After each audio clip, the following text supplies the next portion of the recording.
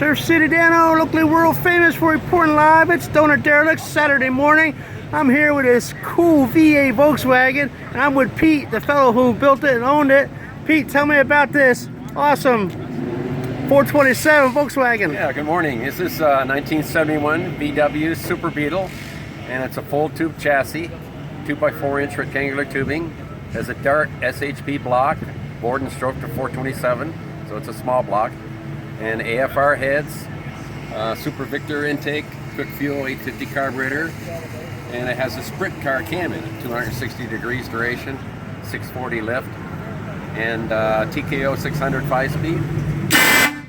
Hello, with a Ford 9-inch axle, 370 gears. It weighs 2,200 pounds, and it's about 600 horsepower. And the weight distribution's 53% on the rear wheels. So wow, it's built to be a sports car, not a drag racing car, so it handles really good. Yeah, I like that plate. It says V8 Yeah. on it. Yeah. And So it's I built it myself. Healy arc and a hacksaw is all you need. And built it in my 3-car garage. wow. And that yellow. I originally got the idea actually when I was in university in the late 60s. Paul Newman had a V8 mid-engine VW bug, and it was basically a sleeper, but it had a full tube chassis with fully independent suspension, front and rear, Hewland transaxle, and 351 Ford Cleveland engine in it. So that's where I got the idea many years ago, and finally got around to making this one. So. Wow. How long have you had it done now? About 8 years. Oh, okay, yeah. So And then I've had a lot of I had a Model A 5-window coupe in high school. When I was 14, I built that car.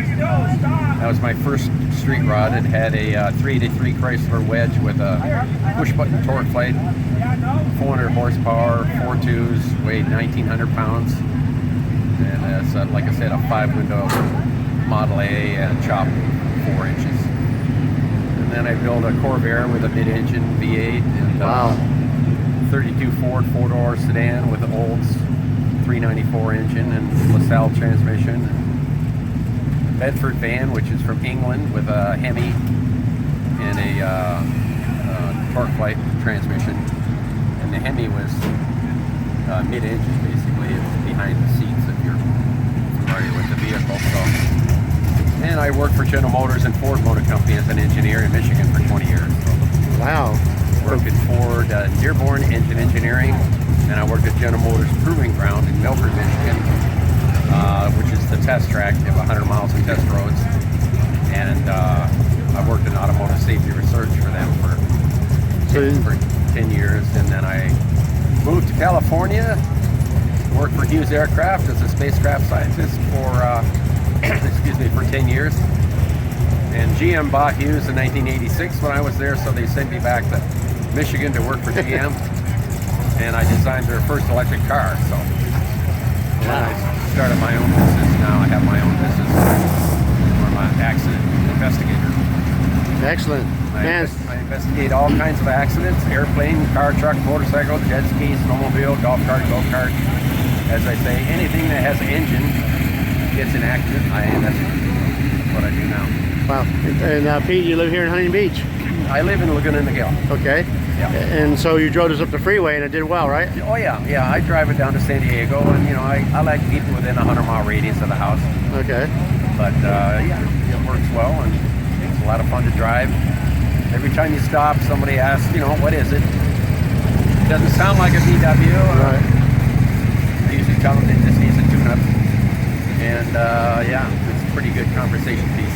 And besides all that, builder, engineer, and accident investigator, he's a Canon camera guy. Yeah. And he's going to go check out my Sony A6300 now. Yeah. He's going to run the Best Buy. He might be converted to a Sony.